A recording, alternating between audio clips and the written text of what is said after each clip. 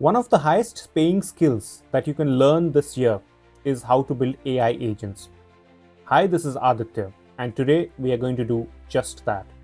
If you stick around with me for the rest of this content, we are going to build an AI agent that's going to convert text to SQL, and we are going to build it from scratch, ground up. We will see the design of the system as well as have access to the source code that will allow us to build it hands-on. A quick disclaimer, the code for this project is something that I've already built, and for the effective utilization of our times, I'm going to walk through it so that we can focus more on the implementation rather than the coding part of it. The application is close enough to be called a prod-ready prototype, and all this we are going to do in less than $3.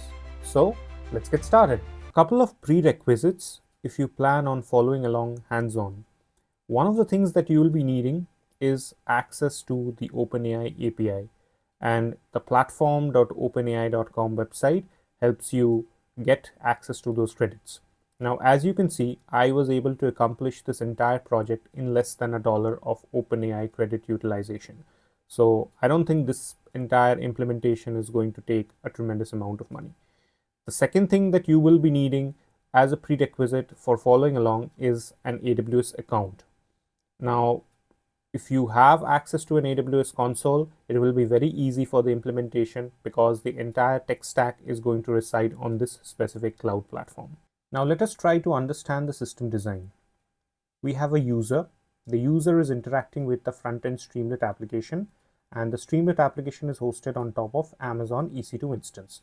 Now this EC2 instance is going to be a T3 micro, which means we can actually do with a very small instance because it will only be useful for hosting this application.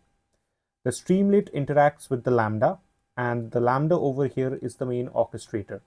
This is the flow of control decider or the brain of this entire bot. There are multiple flows associated with the Lambda. Let's go through each of them. The first one, when we are running the system for the first time, what the Lambda does is it receives the request from the Streamlit app in the form of English and sends it to a GPT model. We will be using a GPT-4.0 Mini for this use case. The reason is that the dataset that I have is not that complicated and it's not that huge in size as well. So this particular model serves my use case just fine. We have to remember, the more complicated or bigger the model, the larger is going to be the token utilization, and hence effectively is going to be our cost. We will be using AWS RDS as our database, and I am going with Postgres for now. Additionally, we also have implemented a caching mechanism by means of AWS ElastiCache, and we are using Redis for our use case. Now, this is useful where we have the same question asked multiple times. What we can do is we will be caching the result of the SQL for the same question in this Redis cache itself, so that if, let's say, a repeated question is being asked, the response can be returned from the cache itself and we can avoid the flow going to the GPT. Now this is going to reduce our token consumption as well as the load on the database for repetitive questions. The final component that we have in this architecture is an S3 bucket, and in this S3 bucket we are storing the schema. The schema is useful for the GPT to help understand where the data sets are located, what is the nature of the data set, and what are the connecting keys. This is an additional guardrail that we are imposing on this particular application to avoid the model from hallucinating into responses that are unwarranted. Let us now look at some of the network configurations and IAM roles that will be required for implementing this project. Starting off, we will be needing a security group for EC2 instance. Now, the inbound rules of the EC2 instance should allow you to SSH from your private IP and a custom TCP as well from your own IP address. The TCP has to be on port 8501 and SSH will be on port 22. Now, SSH is required for you to connect to the EC2 instance from your system, and TCP will be required for you to open the Streamlit window in your browser. Next up, we will be needing a security group for Lambda. The Lambda security group need not have any inbound rules, and outbound should be open to global traffic. because the Lambda has to communicate with the OpenAI API to summarize the prompt from English to SQL. A Postgres security group is also required. Now, in this Postgres instance security group, you can have a TCP on port 5432 from your IP address so that you can connect to the Postgres using any web, like, so that you can connect to the Postgres instance from any SQL client like dbeaver. Also, it should allow a TCP import 5432 from your Lambda security group, because the Lambda will in turn also be communicating with the Postgres to fire the SQL query. We will also be needing a security group for Redis, which is our cache in AWS ElastiCache. Now, this security group just needs to have a TCP on port 6379, and the source for this TCP can be the Lambda security group, because the Lambda is the only component that's going to interact with the Redis ElastiCache. I have also created a very user-friendly document like this, which will help you set up the security and network configurations to implement this setup. Let's now move to the IAM roles that we will be requiring as part of this. In IAM, we will be requiring a couple of roles to be created. One is for the EC2 Streamlit app and the other is for Lambda. For the EC2 Streamlit app, we will be needing permissions to S3 and Lambda so that the instance can actually read the data of the schema file from S3. The EC2 Streamlit app will need permissions to S3 as well as Lambda. The Lambda IAM role is going to need permissions in S3 for VPC, for Secrets Manager. The reason why we have Secrets Manager is the OpenAI credentials are not going to be hard-coded in the script itself. It is going to be placed in AWS Secrets Manager, and Lambda will need the role to assume this permission in order for it to read the API credentials. Let's now spin up an RDS and load some data into it. I will be going to the RDS service and I will be hitting create a database.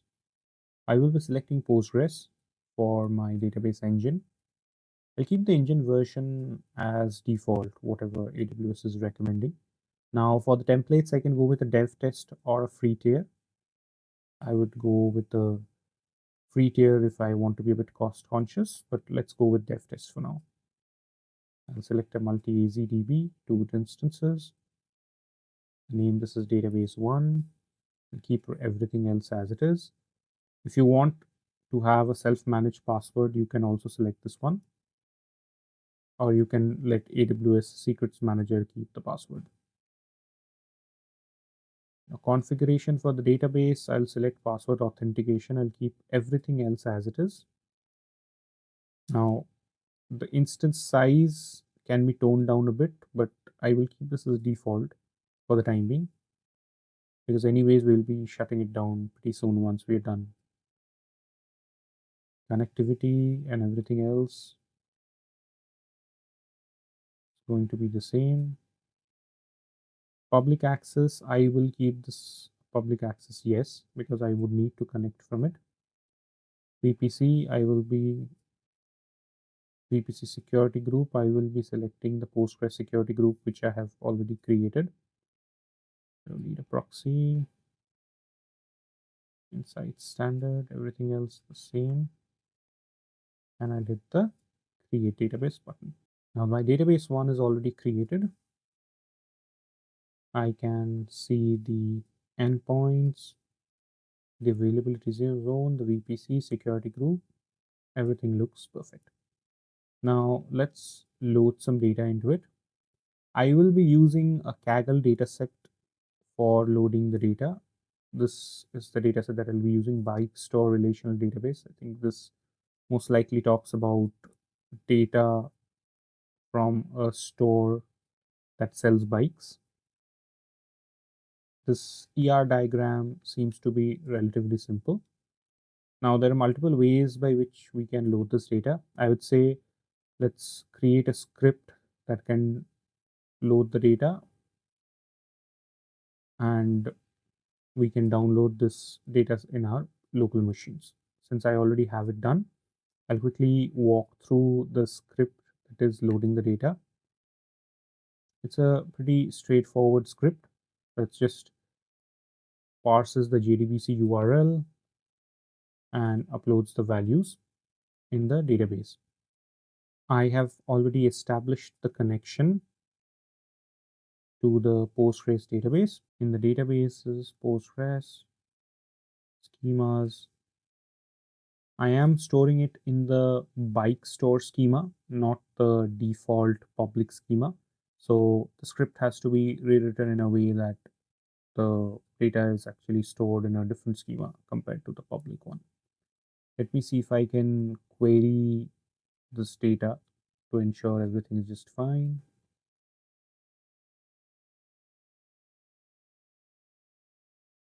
Just do a select star from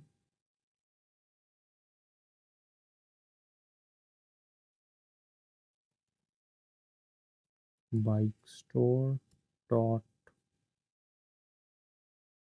let's say, orders table limit 100. Let's see if this works, and I can see the data. Let's now create the cache for our infrastructure. I am already in the AWS ElastiCache service. I will be selecting Redis, and this is going to be a node-based cluster. I'll just use easy create, select this as dev test.demo, any of them would work. Cluster info I will be maybe creating as SQL agent.redis, SQL agent cluster, or maybe you can keep this description as simple as possible. Connectivity should be an existing subnet. I have created an ElastiCache subnet group in my VPC, and I'm going to use the same. I'm going to keep everything the same and click on create. And I can see the SQL agent Redis cache has been created. I have the cluster endpoint configurations, and the overall settings for this seems to be the same. Let us now look at the code base for this Lambda function. The entry point for this Lambda is the Lambda handler.py method, and this is kept inside the source SQL agent folder. Now there are multiple methods inside this Lambda handler, and this is like the heart of the entire Lambda orchestrator. So what it does is it parses the incoming event, it gets the question from the prompt, it loads the schema context from S3, it checks the Redis cache for exact prompt match, it calls the LLM if necessary, and also returns the response from the LLM slash PostgreSQL if in case the response is not present in the cache. It validates the SQL query safety, it executes the SQL against the DB, and returns the final response. I've included certain logger messages in this method that tells me whether the cache is hit or the response is getting generated from the LLM. Now this cache hit Redis logger tells me that the message is actually being retrieved, or the response is retrieved from the cache, and cache miss Redis tells me that the response is not being fetched from the cache and is going through the LLM database route. I have also included this prompt over here, which tells me that the Redis cache is being set in case the message is being routed from the LLM Postgres. So what it does is, let's say if the Lambda checks the response availability in the cache and it finds that the specific prompt has not been asked and this is the first time the prompt is coming in. Now, at that point of time, it is going to route through the LLM Postgres database and get the response to the Lambda. But additionally, it's also going to store that message in cache so that next time when the user fires the same prompt, response is going to be returned from the cache with very minimal delay. Now, this is overall what this entire Lambda handler or handler.py does.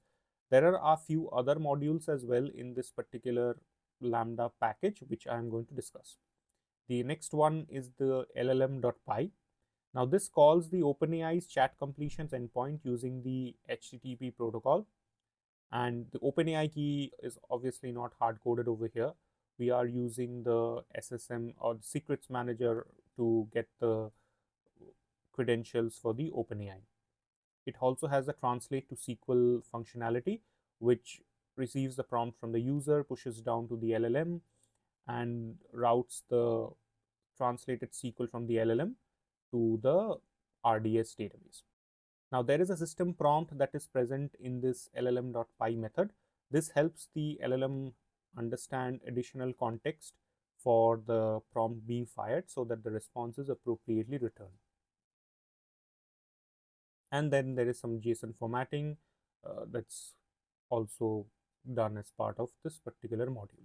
The db.py file is like the database execution component, and in this we are using this particular component to connect to the database using the db URL parameter that is being supplied from the environment variables in Lambda, and we are using SQL Alchemy to connect to the database. There is also one more function, utils.py. This is like a helper function.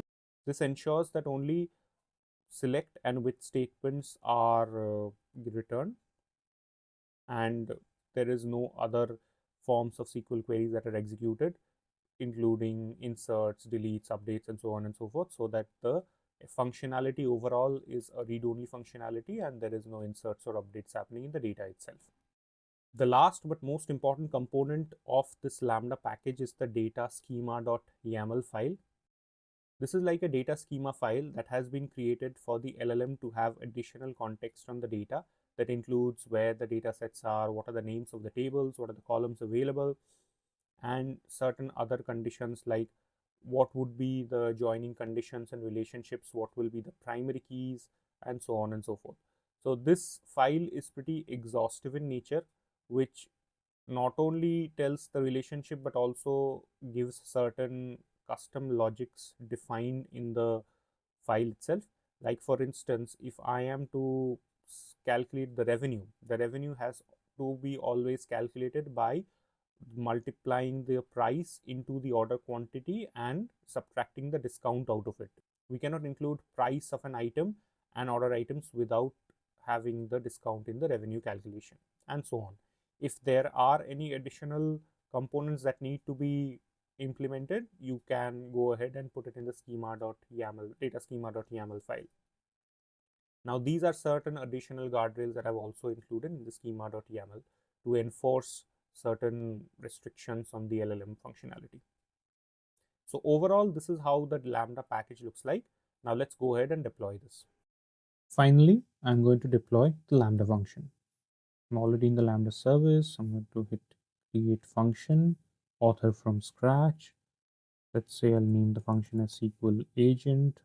My runtime is going to be Python environments.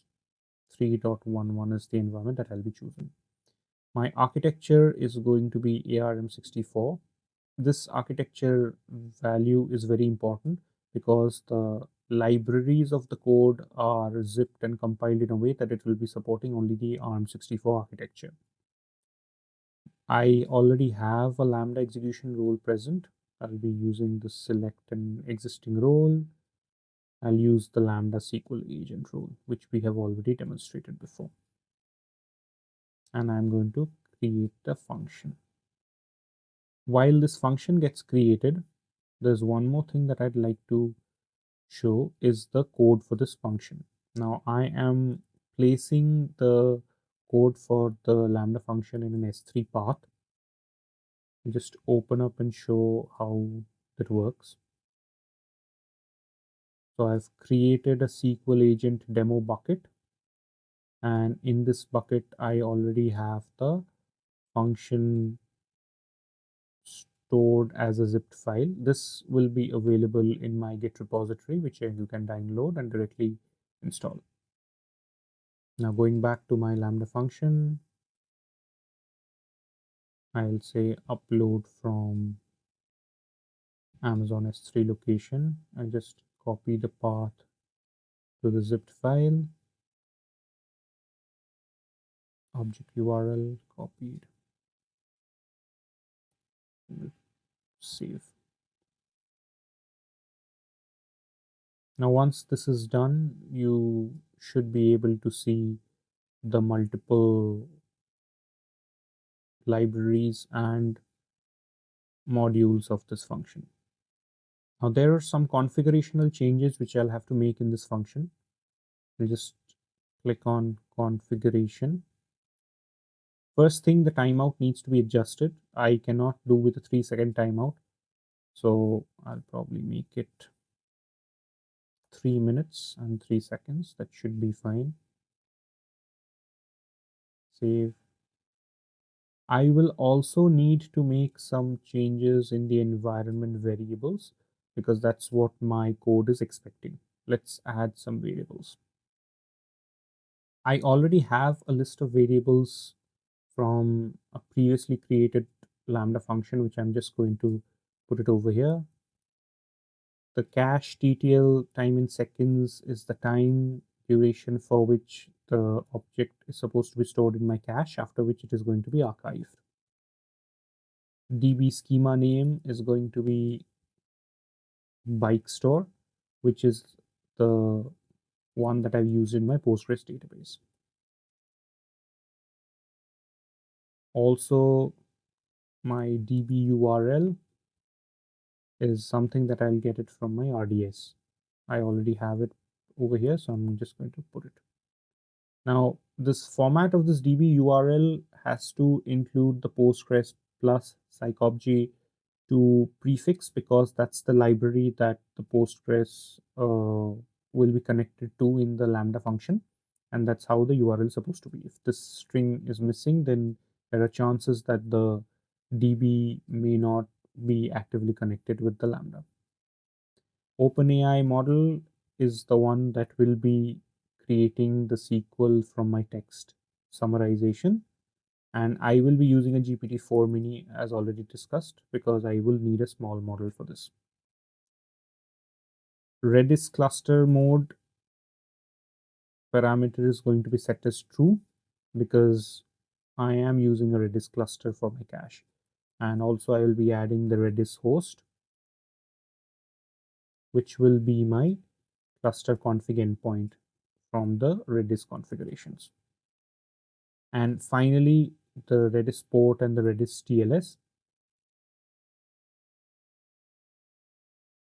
Redis port will be 6379.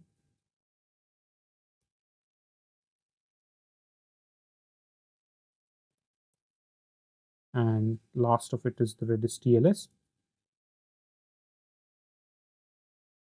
TLS is data encryption, transport layer security, and my Redis cluster has it. So I will be keeping that as true.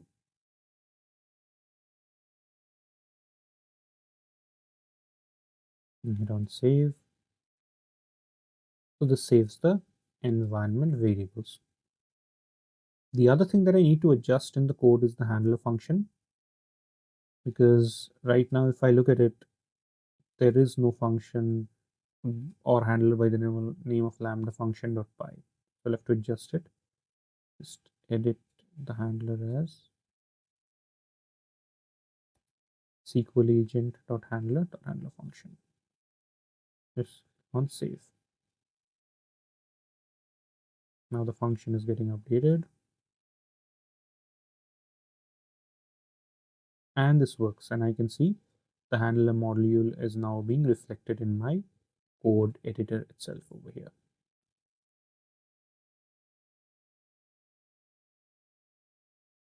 Let me now try to test this function. If everything works fine and all the components are integrated together, then I should be able to fire a test query and check the response for it.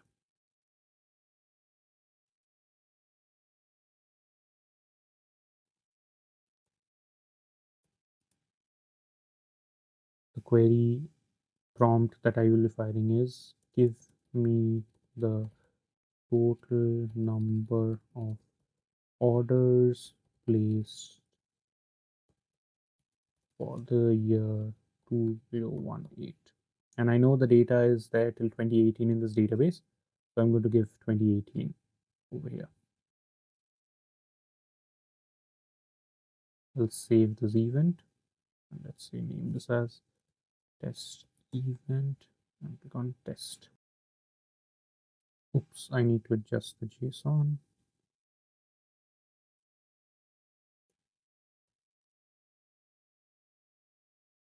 Let me save it and test it.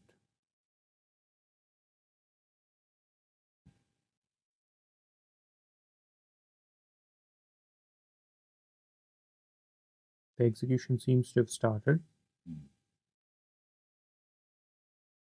Execution completed, and I got a 500, which means Redis cannot be connected. Redis is not reachable. And this makes sense because I have not configured the Lambda security groups. So I need to add a VPC to my Lambda and also add the necessary security groups so that it can connect to Redis. I'm going to click on edit. VPC, I already have an existing VPC. For me to choose the subnets, as we already had discussed, we have two private subnets that we had created for this Lambda function. And those private subnets again are connected to a NAT gateway. I also have a security group created for Lambda, which is what I'm going to select over here. I'm going to click on save. Once this is saved, I will test the function again.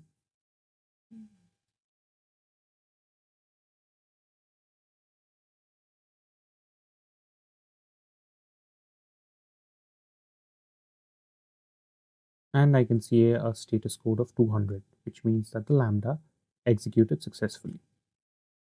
Let us now deploy the Streamlit application. I have already created an EC2 instance in the interest of time, and this is a T3 micro instance. Now let me SSH into it and deploy the application. I do have the PEM files for this, so I'm just going to SSH into the Streamlit app.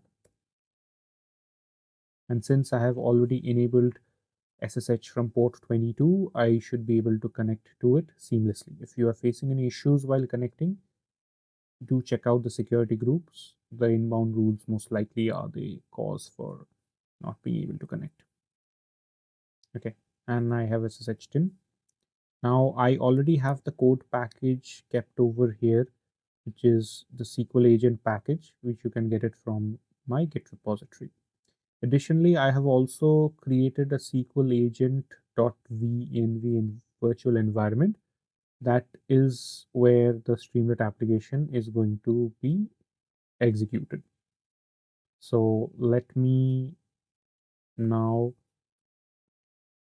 trigger the virtual environment. Source SQL agent -v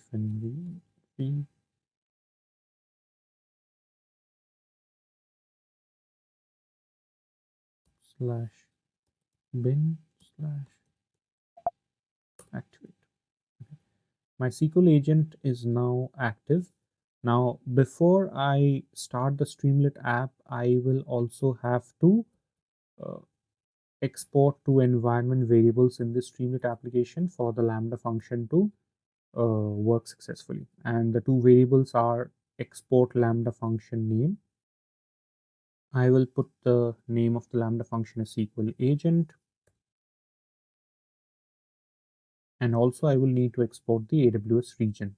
So I'll be exporting the AWS region as US East 1. Now let me start the Streamlit application.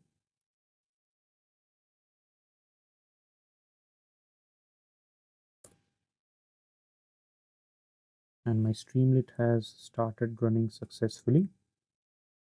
Let me check the UI for connectivity. I am going to go to EC2 to get the public URL for my EC2 instance.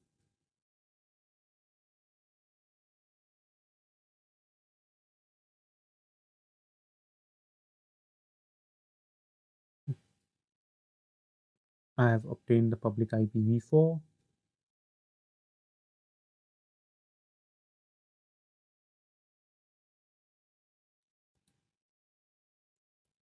'8501 is my port.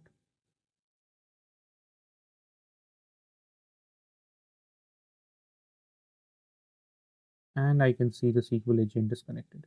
I've just added a banner of my YouTube channel in the SQL agent. So, and you can do all sorts of fancy things with this banner over here. This is just for my customization. Now let me ask a question to this Streamlit application to see if everything is wired up. How many orders were placed in the month of December for the year 2018? Let me run this. It's calling the Lambda function. And it is taking some time because it's making the call to the Lambda function, then generating the SQL and getting the result. It seems there was only one order that was placed in 2018. Now, we did see that in executing this Lambda function, it took some time, or rather in executing the Lambda and creating the SQL and getting the result back, it took some time because it was doing it for the first time. Now, since we have implemented a cache setup, if I run this query again, or if I run this prompt again, the result should come back much faster because now the result will be retrieved via the cache and not via the LLM and Postgres route, which we had discussed in the architecture section. Let's prove this over here. And I can see the result came in really fast, like it came in a matter of seconds. We can also test this out from our Lambda function itself. I'll just open up the Lambda. Now I'll go to test.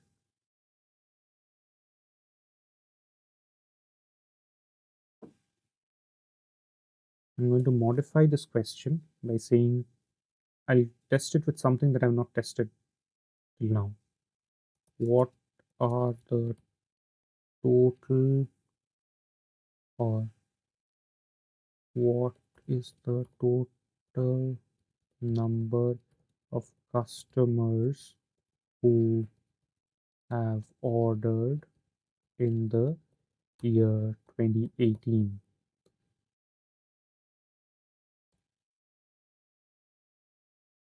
Let me test this.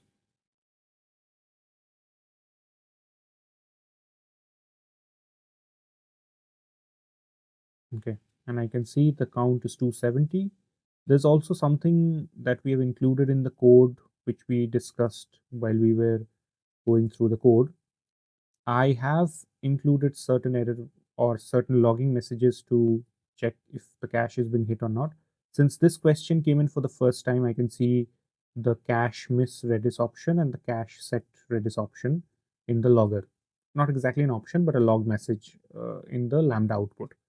Now, this tells us that since this question had come in for the first time, it is not hitting the cache and it's going through the LLM and Postgres route, but additionally, it's also setting this in the cache. And the total execution time turns out to be 54 seconds, which I believe is not that much. But if I test this function again, this should ideally be way less. Let me test this out and see. And I can see the response coming in. Now, this is where the cache becomes extremely important, where if you already have a response saved in the cache, it will be a very instantaneous response from your Lambda. And I can see the output has the logger message cache hit Redis, meaning that it fetched the response from the cache and not from the LLM Postgres route. Now let's do some testing of our Lambda function to ensure everything is working fine. I will be doing some positive and negative testing to ensure the guardrails are also working fine. So let's do some positive testing. Let me check how many brand names are available. How many brand names are available in the bike store? Also get me the brand IDs for them. We're going to hit run, and perfect, it's giving me the answer. The SQL query also I can make out seems to be correct. Let me verify it by running the same in my database. So I'm going to go to dbeaver. I'm going to extract the brand names and IDs, and we have around close to 9 brands, and the names are the same. Let me also run this again to see if the response is immediately returned, ensuring that my cache is also working fine. And hit run, and it returns the same result because it was so fast that it didn't even change the screen. Let's go with another question. How many categories are there in bike store? And hit run. Okay, it says 7 categories, and the query also seems to be accurate. Let me fire this in my SQL IDE to ensure the response is correct. And we do have 7 categories. Great. So this also seems to be working fine. Let me ask a different question. How many stores are there for bike store? Can you give me their names and phone numbers? This is again a two-part question. Let's see if it's able to return this. Okay. So yeah, there seems to be 3 bike stores and their phone numbers. Let me run this in my IDE as well, just to verify.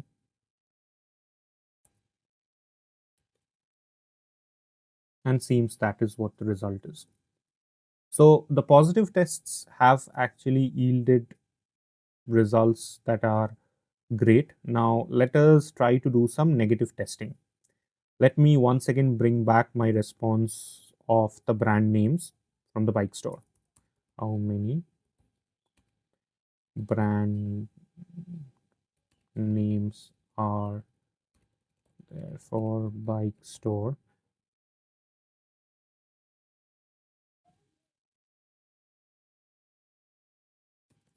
Give me their names.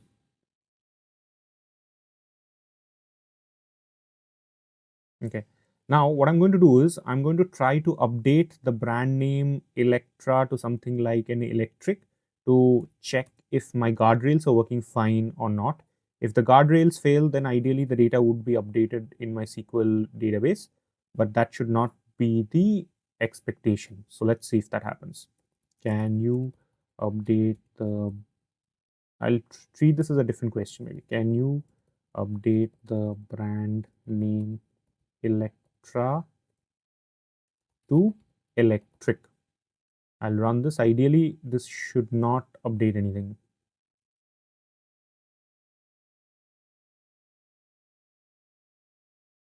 I'll make this all capitals for me to easily identify. I'll run this. I'll quickly go back to the database and I'll see what if the update has happened or not.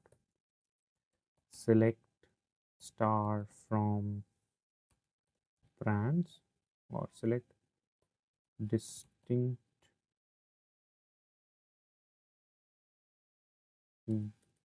brand name from brands. Ideally, if the update had happened, then there should be an electric brand name.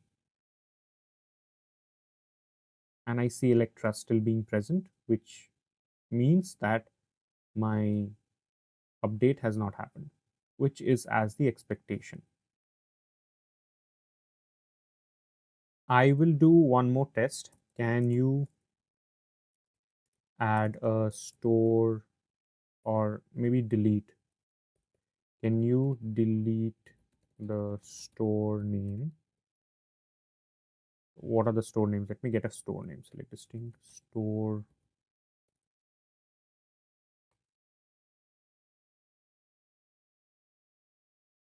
Store name. Select distinct store name. Select distinct store name from stores. Let's say, let's update this one, Santa Cruz Bikes, from the bike store database, or I'll just put this from bike store. Let me run it, and we can see it's actually executing a select query. It's not executing the delete statement. Let me run the query in my IDE to ensure that it has not been deleted. And I can see Santa Cruz Bikes still there. So this ensures, or this actually validates, that my guardrails are all in place and we do not have any violations in our expectations. The additional thing that maybe you can work on is that in case we fire any select or delete, the response can be modified to say something like a custom message saying that you're not allowed to update any data or delete any data, and that's like a small customization that can be included in the system prompts itself. So this ensures that our chatbot is working fine in terms of data retrievals, and the guardrails are also operational. So that's our full end-to-end build of text-to-SQL chatbot. So we started with plain English, used GPT to understand the intent, used a caching mechanism to improve the system efficiency and also cut down on our token costs, and finally implemented a solution using AI. All of this while running the entire tech stack on AWS. If you understand this architecture, you are not just using AI, you are engineering with it. If this video helped your understanding, make sure to like, comment, and subscribe to my channel. In our next video, we will be deep diving into further use cases of AI, how to build more chatbots to decrease hallucinations, and building more complex and effective systems. Till then, take care and happy coding.